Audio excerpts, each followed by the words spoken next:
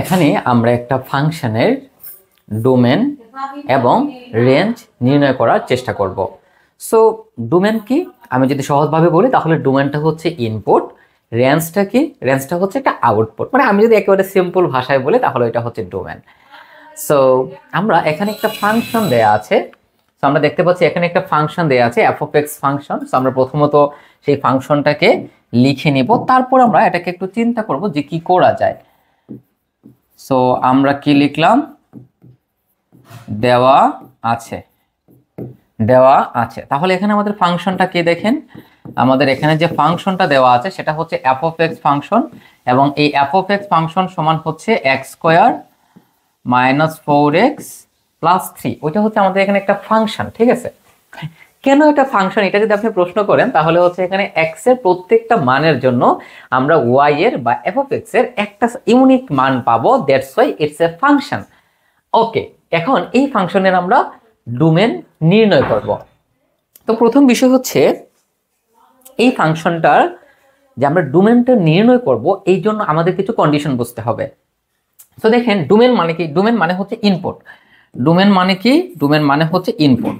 আমি একটু সহজভাবে যদি বলি, মানে আপনি যা দিতে পারেন বা যা দিবেন সেটাই হচ্ছে ডোমেন, ঠিক আছে। তার মানে এখানে এক্স, এখানে এক্স, আচ্ছা যদি আমরা এটাকে ওয়াই চিন্তা করি, মানে এফ অফ এক্স কে যদি ওয়াই চিন্তা করি তাহলে আমাদের প্রশ্নটা হয়ে যাবে এরকম যে ওয়াই সমান x square minus 4x plus 3। এই যে আমরা লিখলাম x square minus 4x plus 3, এখানে এক্স ওয়াই, ওয়াই হচ্ছে নির্ভরশীল চলক, ওয়াইটা হচ্ছে নির্ভরশীল, আর এই এক্স, এখানে যে এক্স আছে এই এক্সটা হচ্ছে স্বাধীন চলক বা মুক্ত চলক, স্বাধীন চলক বা মুক্ত চলক। তার মানে এখানে এক্স এর মানের উপরে ওয়াই এর মান ডিপেন্ড করবে। সহজভাবে যদি বলি তাহলে এক্স এর মানের উপরে ওয়াই এর মান ডিপেন্ড করবে। তার মানে আপনি এখানে এক্স এর যে মানগুলো দিবেন ওইগুলোর উপর ডিপেন্ড করে আমরা ওয়াই এর মান পাবো। দ্যাটস ওয়াই এক্স এর যে মানগুলো আমরা পাবো সেগুলোই হচ্ছে ডোমেন। আর এখানে ওয়াই, ওয়াই বলতে কিন্তু আমি এখানে এফ অফ এক্স কে বোঝাচ্ছি। এফ অফ এক্স এর যে মান আমরা পাবো ওইটা হচ্ছে রেঞ্জ। ওকে, এখন প্রশ্ন হচ্ছে এখানে কি আপনি এক্স এর সকল মান বসাতে পারবেন? এই জিনিসটা আপনাকে এখান থেকে বুঝতে হবে। সো প্রথম বিষয়টা হচ্ছে এই যে একটা সমীকরণ আমরা লিখলাম, আমরা কিন্তু এখানে বলেছি যে নিম্নের ফাংশনটির ডোমেন এবং রেঞ্জ নির্ণয় করো। তো প্রথমত আগে বুঝতে হবে যে এখানে যে ফাংশনটা দেয়া আছে বা এখানে যে সমীকরণটা দেয়া আছে এটা কি আসলেও ফাংশন? এই জিনিসটা আগে আপনাকে বুঝতে হবে। একটা সমীকরণ কিন্তু সবসময় ফাংশন হয় না, সেটা ফাংশন হতেও পারে আবার ফাংশন নাও হতে পারে। তাহলে কখন সেটা ফাংশন হবে, কখন সেটা ফাংশন হবে না, এই জিনিসটা বুঝতে হবে। তাহলে দেখেন এখানে যে এক্স, আপনি কি এক্স এর পৃথিবীর সব মান কি এখানে বসাতে পারবেন? এই জিনিসটা আমরা একটু দেখি। সো আমরা এটাকে বোঝার জন্য আমরা আমরা এখানে দেখেন এখানে একটা রুট ওভার আছে, মানে স্কোয়ার রুট আছে। তো আমরা জানি যে রুট ওভারের ভেতরে সবসময় পজিটিভ মান থাকতে হয়, অর্থাৎ এখানে যে রুটের ভেতরে যাই মান থাকবে, মানে x square minus 4x plus 3, এটার যে মান আসবে সেটা অবশ্যই 0 হবে, অথবা এইটার মান 0 থেকে বড় হতে হবে। কারণ রুটের ভেতর কিন্তু কখনো মাইনাস মান থাকতে পারবে না, কারণ আমরা এখান থেকে ডোমেন এবং রেঞ্জ নির্ণয় করব। সো এখানে বাস্তব ও সঙ্গত হয় বা প্র্যাকটিক্যালি সম্ভব এরকম মানগুলোর ক্ষেত্রে শুধু ডোমেন এবং রেঞ্জ পাওয়া যাবে। কাল্পনিক মানের ক্ষেত্রে ডোমেন রেঞ্জ পাওয়া যায় না, এটা কখনোই পসিবল না। সো এখানে যদি এই রুটের ভেতরের মানটা যদি নেগেটিভ হয়ে যায়, সো এটা একটা কাল্পনিক সংখ্যা হয়ে যাবে। বাট কাল্পনিক সংখ্যার ক্ষেত্রে কিন্তু ডোমেন রেঞ্জ হয় না। ডোমেন রেঞ্জ হতে হলে আপনাকে ওই সমীকরণটা একটা কি হতে হবে, বাস্তব সংখ্যার মতো হতে হবে। অর্থাৎ এটা এখানে এই দুইটার মধ্যে যে এক্স এবং ওয়াই এর মধ্যে যে সম্পর্কটা, যে রিলেশনটা, সেই রিলেশনটা যুক্তিসঙ্গত হতে হবে।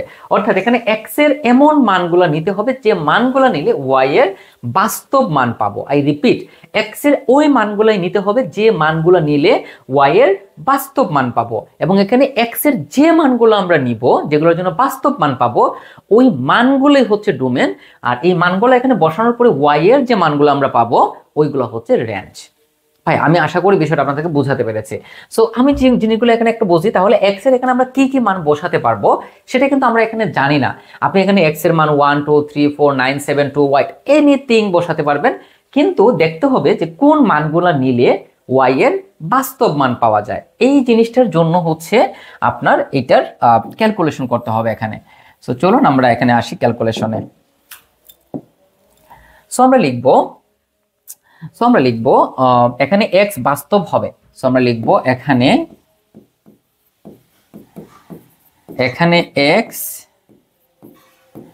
এখানে x বাস্তব হবে যদি এবং কেবল যদি এই রুটের ভেতরে যে মানটা আছে, এই রুটের ভেতরে যে মানটা আছে অর্থাৎ x² - 4x + 3 ওইটা গ্রেটার দেন ইকুয়াল 0 হয়। দেখেন এখানে x এর মান বাস্তব হবে, মানে এখানে x এর এমন সকল মান আপনাকে নিতে হবে যে মানগুলা নিলে আমরা f of x এর একটা বাস্তবসম্মত মান পাই। সো এটাকে যদি আমরা এখন ক্যালকুলেশন করি তাহলে এখান থেকে আমরা লিখতে পারি x² - 3x - x + 3 is greater than equal 0। ওকে, তাহলে এখান থেকে আমরা যদি x কমন নেই তাহলে x - 3 -1 কমন নিলে x - 3 is greater than equal 0। তাহলে এখান থেকে আমরা কি লিখতে পারি x - 1 x - 3 is greater than equal 0। ওকে, তার মানে এখানে আমরা x এর ওই সকল মানগুলাই নিতে পারবো যেগুলো এই রকম কন্ডিশনের ক্ষেত্রে 0 থেকে বড় অথবা কি হয়ে যাবে, সমান হয়ে যাবে, 0 থেকে বড় অথবা সমান হয়ে যাবে। ওকে, এখন দেখেন এখানে x - 1টা হচ্ছে একটা উৎপাদক এবং x - 3টাও এখানে একটা উৎপাদক এবং এই দুইটা উৎপাদকের গুণফল 0 থেকে বড়।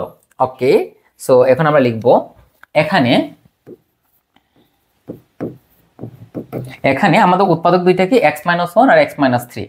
আচ্ছা, একটা হচ্ছে x - 1 একটা হচ্ছে x - 3 গ্রেটার দেন ইকুয়াল 0 হবে যদি, এখন প্রশ্ন হচ্ছে কোন শর্তের জন্য এই দুইটা গ্রেটার দেন 0 হবে। যদি x - 1 গ্রেটার দেন ইকুয়াল 0 হয় এবং x - 3 গ্রেটার দেন ইকুয়াল 0 হয়, অথবা আচ্ছা অথবা পার্টটা আমি একটু পড়ে যাই, আচ্ছা লিখে ফেলি, অথবা x - 1 is less than equal 0 এবং x - 3 is less than equal 0। এই জিনিসটা এখান থেকে আমরা একটু বোঝার চেষ্টা করি। দেখেন এখানে দুইটা উৎপাদকের গুণফল 0 থেকে বড়। সো আমরা ধরে নিলাম প্রথম একটা উৎপাদক দ্বিতীয় একটা উৎপাদক। তো দুইটা পজিটিভ সংখ্যার গুণফল সর্বদাই একটা পজিটিভ সংখ্যা, আবার দুইটা নেগেটিভ সংখ্যার গুণফল সর্বদাই একটা পজিটিভ সংখ্যা, অর্থাৎ একই রকম দুইটা সংখ্যার গুণফল সর্বদাই পজিটিভ হবে। যেমন আমি যদি +2 এর সাথে +5 কে গুণ করি তাহলে এটা হয়ে যাবে +10। আবার আমি যদি দেখেন -2 এর সাথে -5 কে গুণ করি তাহলেও এটা কিন্তু হয়ে যাবে +10। তো দুইটা পজিটিভ সাইনযুক্ত সংখ্যার গুণফল সর্বদাই একটা পজিটিভ সাইনযুক্ত সংখ্যা, আবার দুইটা নেগেটিভ সাইনযুক্ত সংখ্যার গুণফল সর্বদাই একটা নেগেটিভ সাইনযুক্ত সংখ্যা। I hope clear. তো এখন সমস্যা হচ্ছে ভাই তাহলে কখন নেগেটিভ হবে, দেখেন যদি একটা পজিটিভ হতো, মনে করেন +2, এইটার সাথে যদি আমরা -5 কে গুণ করতাম তাহলে এটা -10 হয়ে যেত। আবার যদি আমি -2 এর সাথে আমরা যদি 5 কে গুণ করি, মানে +5 কে গুণ করি তাহলেও কিন্তু এটা মাইনাস হয়ে যাচ্ছে। তার মানে একটা পজিটিভ সংখ্যা আর একটা নেগেটিভ সংখ্যার গুণফল সর্বদাই একটা নেগেটিভ সংখ্যা। সো যেহেতু বলা হয়েছে যে উৎপাদক দুইটার গুণফল 0 অথবা 0 থেকে বড়, দ্যাটস ওয়াই এই দুইটার সংখ্যা মানে এইটা পজিটিভ হতে হবে এবং এইটা পজিটিভ হতে হবে, মানে দুইটাই পজিটিভ হতে হবে অথবা দুইটাই নেগেটিভ হতে হবে। একটা পজিটিভ আর একটা নেগেটিভ হওয়া যাবে না, কারণ একটা পজিটিভ এবং একটা নেগেটিভ হলে গুণফল নেগেটিভ হবে। আচ্ছা, এখন এখানে একটা প্রশ্ন আসতে পারে, এখানে আমি এবং কেন লিখবো, এখানে আমি অথবা কেন লিখবো, এখানে আমি এবং কেন লিখবো। দেখেন ভাই, এই যে x - 1 এইটা হচ্ছে 0 থেকে বড়, আবার এইটা হচ্ছে 0 থেকে বড়। আচ্ছা, এখান থেকে যদি আমরা মান বের করি, আচ্ছা এখান থেকে মান আমি বের করে ফেলি তাহলে বিষয়টা আপনি আরো ভালোভাবে বুঝতে পারবেন। তাহলে এটা হয়ে যাবে x greater than equal 1 এবং x greater than equal 3। ওকে, আর অথবা x less than equal 1 এবং এক্স লেস দেন ইকুয়াল 3। এখন এখানে প্রশ্ন হচ্ছে কেন আমরা এবং লিখলাম। দেখেন এখানে এক্স এর মান 1 থেকে বড়, সো আমরা ধরে নিলাম x সমান 2। আবার x এর মান 3 থেকে বড়, সো আমরা x সমান ধরে নিলাম 4। এখন দেখেন এইটা কিন্তু 0 থেকে বড়, এইটাও কি 0 থেকে বড়, সো এই দুইটার গুণফল অবভিয়াসলি 0 থেকে বড় হবে। এখানে আমরা এবং কেন লিখলাম, কারণ দুইটাই 0 থেকে বড় হতে হবে। এবং মানে কি, রহিম এবং করিম স্কুলে যায়, তার মানে দুইজনই স্কুলে যায়। আমি যদি বলি রহিম অথবা করিম স্কুলে যায়, তার মানে দুইজনের মধ্যে যে কোনো একজন স্কুলে যায়। এখন দেখেন এই টোটাল হচ্ছে একটা পার্ট, এই টোটাল হচ্ছে একটা পার্ট, মানে এই ঘটনাটা ঘটতে পারে অথবা এই ঘটনা ঘটতে পারে, কিন্তু দুইটা কখনোই একসাথে ঘটবে না। হয়তোবা এই অংশটা হবে, মানে দুইটাই 0 থেকে বড় হবে, নয়তোবা দুইটাই 0 থেকে ছোট হবে, কিন্তু দুইটাই একসাথে কখনোই হবে না। সো দেখেন এখান থেকে আমরা মান পেয়ে গেলাম। এখন এই লাইনটাকে আমরা এখন কিভাবে লিখতে পারি, দেখেন এখন এই লাইনটাকে আমরা কিভাবে লিখতে পারি। ওকে, তাহলে এখানে কি আছে দেখেন, x এর মান 1 থেকে বড়। আচ্ছা, এখন এটাকে আমরা একটু সংখ্যা রেখার মাধ্যমে একটু বোঝার চেষ্টা করি। আমরা একটু সংখ্যা রেখা অঙ্কন করি। সো মনে করেন এটা হচ্ছে আমাদের সংখ্যা রেখা, এটা হচ্ছে সংখ্যা রেখা, এবং এটা হচ্ছে মনে করেন আমাদের 0, এটা -1, এটা 1, এটা 2, এটা 3, এটা 4। এখন প্রথমে কি বলেছে আমরা একটু বোঝার চেষ্টা করি। প্রথমে বলেছে x এর মান 1 অথবা 1 থেকে বড়, 1 অথবা 1 থেকে বড়। তার মানে বড় বলতে এটা অবভিয়াসলি ডান দিকে যাবে, এই দিকে এটা যেতেই থাকবে যেতেই থাকবে যেতেই থাকবে, এবং এখানে 1টাও কিন্তু এক্সিস্ট করে।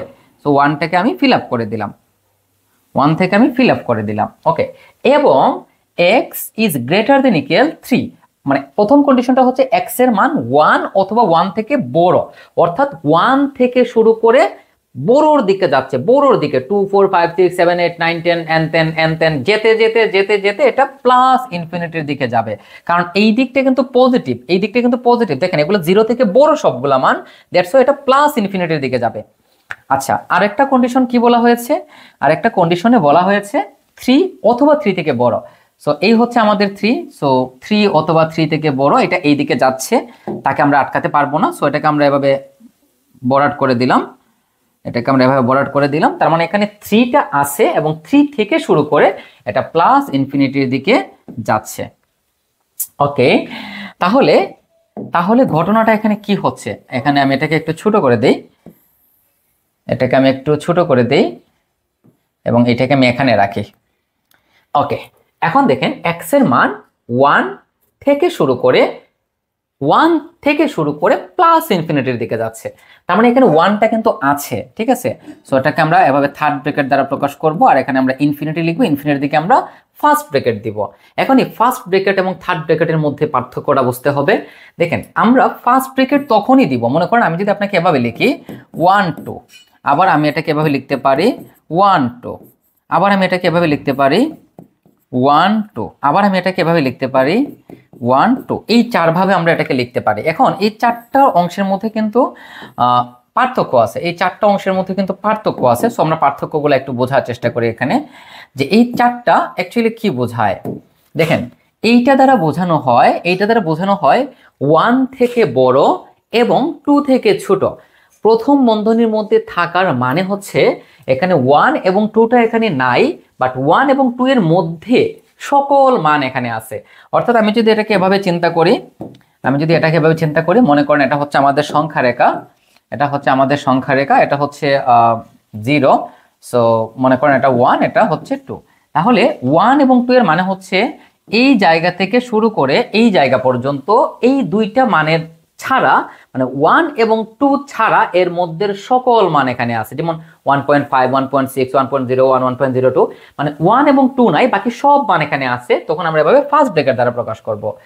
আর থার্ড ব্র্যাকেটের মানে হচ্ছে ওই মানটাও এখানে এক্সিস্ট করবে। এই সেম জিনিসটাকে যদি এখন আমি এভাবে লিখি, এখন যদি আমি এটাকে এভাবে লিখি, দেখেন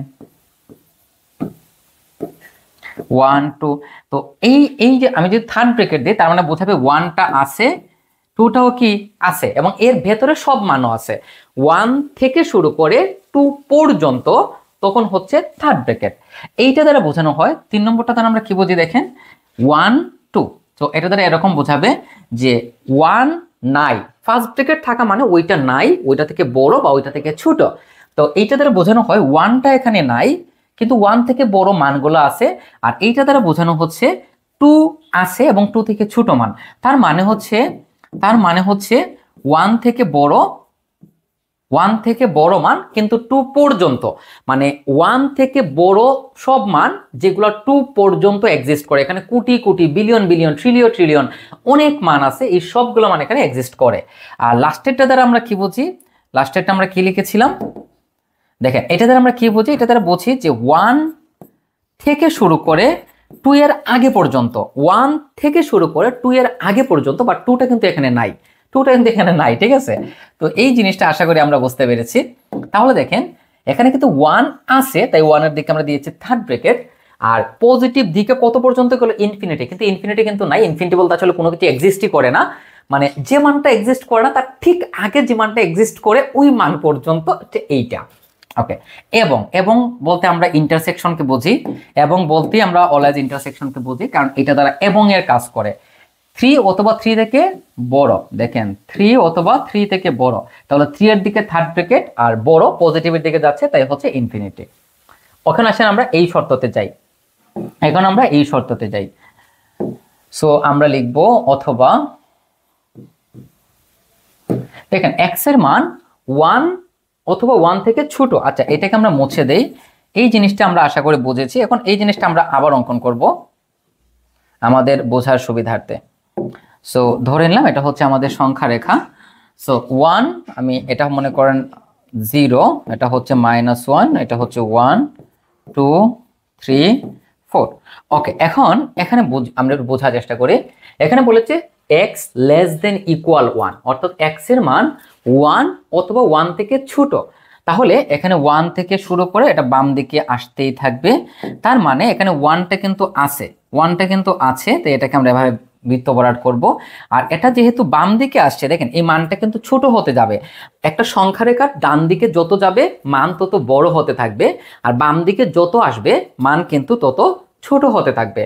সো এটা যেহেতু বাম দিকে আসছে, সো মানটা ছোট হতে থাকবে। সো ছোট হতে হতে হতে হতে সেটা -ইনফিনিটির দিকে যাবে, -ইনফিনিটির দিকে যাবে। সো এটা -ইনফিনিটি। ওকে, তারপর তাহলে এটা কি হবে? এরকম।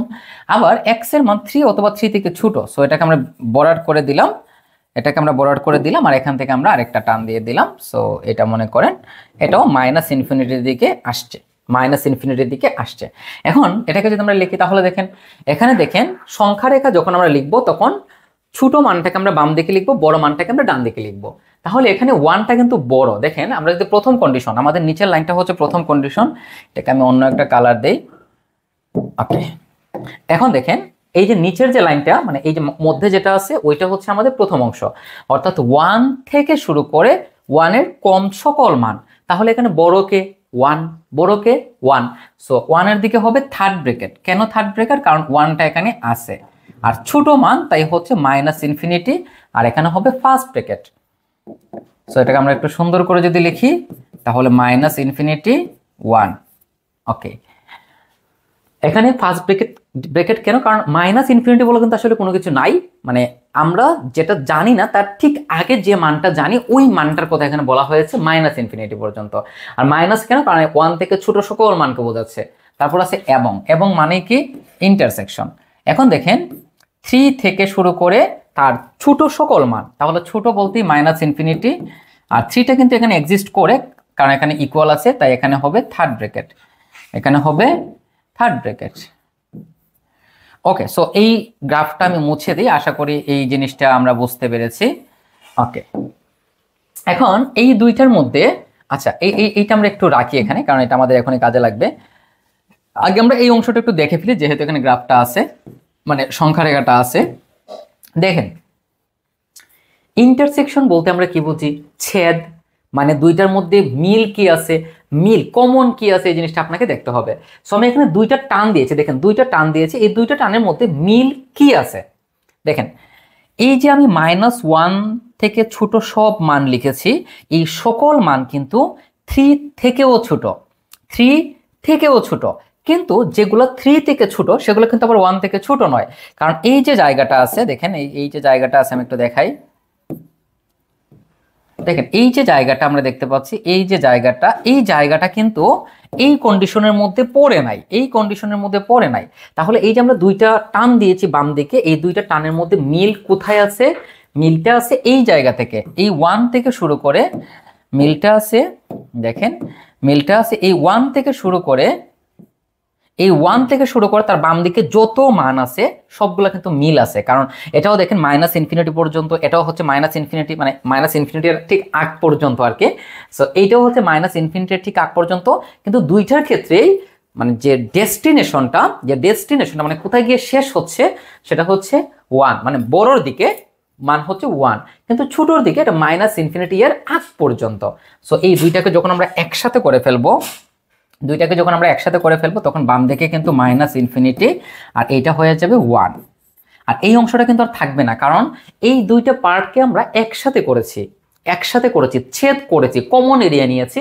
সো এই দুইটার মধ্যে কমন এরিয়াটা হচ্ছে এই জায়গাটা, দেখেন এর আগে যা আছে সব কিন্তু তাদের কমন এরিয়া, বাট এই জায়গাটা কিন্তু তার কমন এরিয়া নয়, দ্যাটস ওয়াই এটা আসবে না এখানে। I hope clear. সো এটাকে আমরা মুছে দেই। এখন আসেন এইটাতে। তো এইটার ক্ষেত্রে সেম জিনিস, আপনারা চাইলে আগের গ্রাফটা দেখতে পারেন, 1 থেকে ইনফিনিটি আবার 3 থেকে ইনফিনিটি। সো এটা হয়ে যাবে শুধু 3 থেকে ইনফিনিটি, কারণ 1 থেকে বড় সব মান কিন্তু 3 থেকে বড় নয়, যেমন 2 3 থেকে বড় নয়, বাট 3 থেকে বড় সব মান কিন্তু 1 থেকেও বড়। আপনি চাইলে গ্রাফের মাধ্যমে এটা দেখতে পারেন আমাদের আগেরটার মতো। সো এই দুইটা অংশকে এখন আমরা একসাথে লিখব। তাহলে এটাকে আমরা লিখতে পারি এভাবে 3, ইনফিনিটি, অথবা মানে হচ্ছে ইউনিয়ন। এটা কি হয়ে যাবে? মাইনাস ইনফিনিটি থেকে 1। তাহলে এখান থেকে আমরা কি পেলাম? মাইনাস ইনফিনিটি থেকে 1। আচ্ছা, এখন প্রশ্ন হচ্ছে আমরা যখন সংখ্যা রেখা লিখি, আমরা জানি যে সংখ্যা রেখার ক্ষেত্রে বড় মানগুলো ডান দিকে থাকে, ছোট মানগুলো বাম দিকে থাকে। সো অবভিয়াসলি মাইনাস ইনফিনিটিটা ছোট আর এই প্লাস ইনফিনিটিটা বড়, কারণ সব থেকে ছোট হচ্ছে মাইনাস ইনফিনিটি এবং সবচেয়ে বড় হচ্ছে প্লাস ইনফিনিটি। সো এই দুইটাকে আমরা এভাবে লিখতে পারি,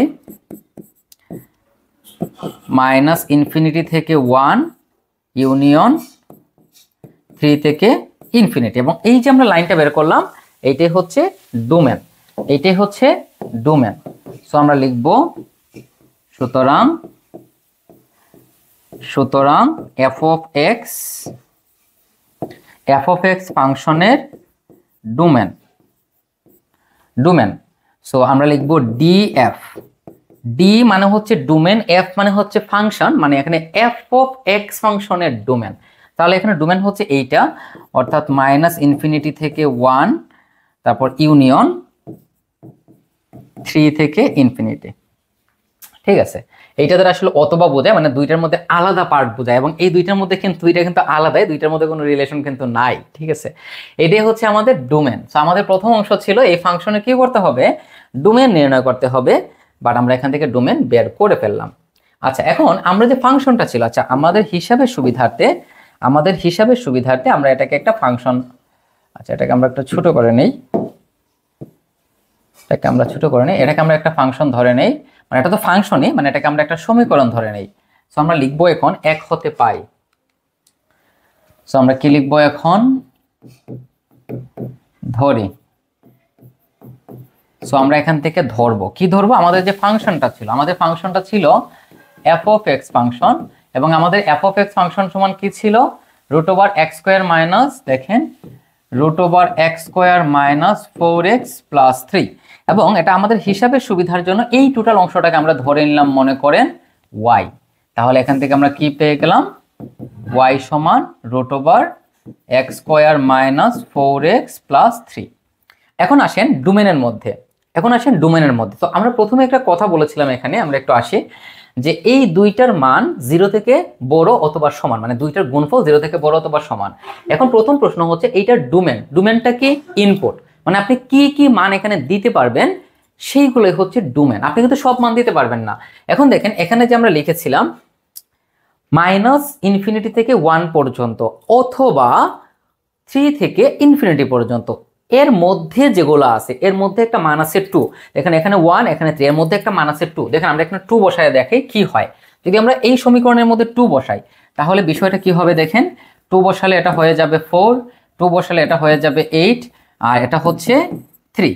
তাহলে দেখেন এটা হয়ে যাবে 7 - 8, দ্যাট মিন্স -1। সো এইটা কিন্তু বাস্তব নয়, এইটা কিন্তু আমাদের বাস্তব সেটের মধ্যে পড়ে না। তার মানে এখানে 2 যদি আমরা এখানে x এর জায়গায় বসাই তাহলে কিন্তু এখানে যে সমীকরণটা দেয়া আছে এই সমীকরণটা আর বাস্তব সঙ্গত হবে না, তখন এটা ইমাজিনারি হয়ে যাবে, কাল্পনিক হয়ে যাবে, কাল্পনিক জগতে আপনাকে চলে যেতে হবে। কারণ √1 মানে হচ্ছে i, এটা একটা কাল্পনিক সংখ্যা হয়ে যাবে। তখন এটা কি হয়ে যাবে, তখন এটা হয়ে যাবে i, ঠিক আছে। তখন এটাকে আমরা এভাবে c দ্বারা প্রকাশ করব। কিন্তু ভাই আমরা তো এখানে বাস্তব জগৎ নিয়ে আলোচনা করতেছি, তাই না? এখানে তো আমরা কাল্পনিক জগৎ নিতে পারবো না। আর ফাংশন সর্বদাই বাস্তব জগতের হবে, সহজ বিষয়, ঠিক আছে। কাল্পনিক কোনো কিছুকে আপনি ফাংশন চিন্তা করতে পারবেন না, অযৌক্তিক কোনো কিছুকে আপনি ফাংশন চিন্তা করতে পারবেন না। তার মানে এখানে আপনি 2 বসাতে পারবেন না, ঠিক আছে। 2 বসালে কিন্তু এটা ফাংশন না, ঠিক আছে। তাহলে এখানে এই যে আমরা কন্ডিশনগুলো পেলাম, দেখেন এই যে আমরা কন্ডিশনগুলো পেলাম, এই যে এখানে যে মানগুলো আছে এই মানগুলার বসালেই শুধু আপনি একটা যুক্তিসঙ্গত y এর মান পাবেন। সো আমরা বলতে পারি, সো আমরা এখান থেকে কি বলতে পারি দেখেন, আমরা অলমোস্ট শেষের দিকে চলে এসেছি। আমরা লিখব সুতরাং আমরা কি লিখব যে x বিলংস টু -∞ থেকে 1 ইউনিয়ন, আমরা কি পেয়েছিলাম জানি 3 থেকে ইনফিনিটি, ইউনিয়ন দেখেন 3 থেকে ইনফিনিটি এর জন্য y is greater than equal 0, এর জন্য y is greater than equal 0। এখন আপনার মনে প্রশ্ন আসতে পারে যে ভাই এইটা দ্বারা কি বোঝালো, এইটা দ্বারা কি বোঝালো। দেখেন এখানে যে কন্ডিশনগুলো ছিল -∞ থেকে বড় 1 পর্যন্ত এবং 3 থেকে শুরু করে ইনফিনিটি পর্যন্ত, এই যে এখানে যতগুলো মান আছে, এখানে crore crore billion billion trillion trillion মান আছে, এই মানগুলোর যে কোনো মান নিলে এই y এর মান 0 হবে অথবা 0 থেকে বড় হবে। দেখেন আমরা 1-2টা উদাহরণ দেই। সো -∞ থেকে 1 পর্যন্ত ধরে নিলাম আমরা -10, কার মানে এটা x এর মান। তাহলে এটা কি হবে দেখেন, তাহলে y সমান হয়ে যাবে 100 - 4, তো প্লাস হয়ে যাবে 40 + 3। এটা অবভিয়াসলি 0 থেকে বড় হবে, ক্যালকুলেশন করলে 0 থেকে বড় হবে। এখন যদি আপনি 1 বসান, যদি আমরা এখানে 1 বসাই তাহলে কি হবে দেখেন, যদি 1 বসাই তাহলে 1 - 4 + 3, সো 4 - 4 দ্যাট মিন্স 0। তো যদি আমরা 1 বসাই তাহলে এটা 0 হবে, আর 1 থেকে ছোট যে কোনো মান নিলে এটা কি হয়ে যাবে 0 থেকে বড় হবে। ওকে, এখন আমরা পরের অংশটা দেখি। এখানে বলা হয়েছে 3 অথবা 3 থেকে ইনফিনিটি। সো আমরা যদি 3 নেই তাহলে দেখেন এটা হয়ে যাবে 9, 3 × 4 = 12 + 3। তাহলে দেখেন 9 আর 3 12, 12 থেকে 12 বিয়োগ করলে 0, অর্থাৎ 0। এখন 3 থেকে বড় যদি নেই, যদি 4 নেই তাহলে দেখেন 4 নিলে এটা হয়ে যাবে 16, 4 × 4 = 16 + 3, সো এটা হয়ে যায় √3 অর্থাৎ 1.73 হুইচ ইজ গ্রেটার দেন 0। তার মানে হচ্ছে এখানে আপনি এই কন্ডিশন বসাতে পারেন অথবা এই কন্ডিশন বসাতে পারেন, আর দুইটা একসাথে কখনোই বসাতে পারবেন না, কারণ আপনি এটা স্বাভাবিক একসাথে x এর একাধিক মান আপনি বসাতে পারবেন না। তার মানে আমরা এই ডোমেনের যে শর্তটা আছে এই শর্তটা যদি আমাদের ফাংশনে ইনপুট করি তাহলে আমরা y এর যে মান পাবো সেগুলো 0 অথবা 0 থেকে বড়। সো আমরা লিখব সুতরাং f of x ফাংশনের রেঞ্জ, f of x ফাংশনের রেঞ্জ। সো রেঞ্জটা কি হবে দেখেন, আর f, আর মানে রেঞ্জ, f মানে হচ্ছে ফাংশন, মানে এখানে ফাংশনটার নাম হচ্ছে f of x function, that's why আমরা এখানে f লিখেছি। আর এটা রেঞ্জটা কি 3, 0 অথবা 0 থেকে বড়। তাহলে 0টা এখানে এক্সিস্ট করে, আর 0 থেকে বড় মানে হচ্ছে পজিটিভের দিকে যাচ্ছে, ঠিক আছে। কারণ 0 থেকে বড় সকল মান 2, 3, 4, 5, 6, 7 মানে পজিটিভের দিকে যাবে, এবং 0টা কিন্তু এখানে আছে তাই 0-এর দিকে হচ্ছে থার্ড ব্র্যাকেট, আর এখানে ইনফিনিটির সাইডে ফার্স্ট ব্র্যাকেট দেওয়া হয়েছে, মানে ইনফিনিটি মানে একটা অসীম মানের ঠিক আগের যে মানটা আমরা জানবো ওই মান পর্যন্ত, সেটাই হচ্ছে আমাদের রেঞ্জ। এবং এই হচ্ছে আমাদের কাঙ্ক্ষিত সমাধান। এই যে এখানে একটা কোয়েশ্চেন আমরা দেখতে পাচ্ছি, এখানে একটা ফাংশন দেয়া আছে, এই ফাংশনের ডোমেইন এবং রেঞ্জ নির্ণয় করতে হবে। এইটা আপনারা নিজে নিজে করবেন, আর সমস্যা হলে আমি অলওয়েজ আছি, টেনশন নেওয়ার কোনো কারণ নাই, বাট এটা অবশ্যই সমাধান করবেন এবং এই ক্লাসের কমেন্টসে আপনারা অবশ্যই এটা করে দেখাবেন যে আপনারা এটা করতে পেরেছেন। তো আমি আশা করি এই জিনিসটা বা এই ফাংশনটার ডোমেইন রেঞ্জ বের করে আমি আপনাদেরকে প্রপারলি বোঝাতে পেরেছি। এরপরও যদি আপনারা না বোঝেন বা কোনো ডাউটস থাকে ওর কনফিউশন থাকে, নিঃসংকোচে প্রশ্ন করবেন। ধন্যবাদ।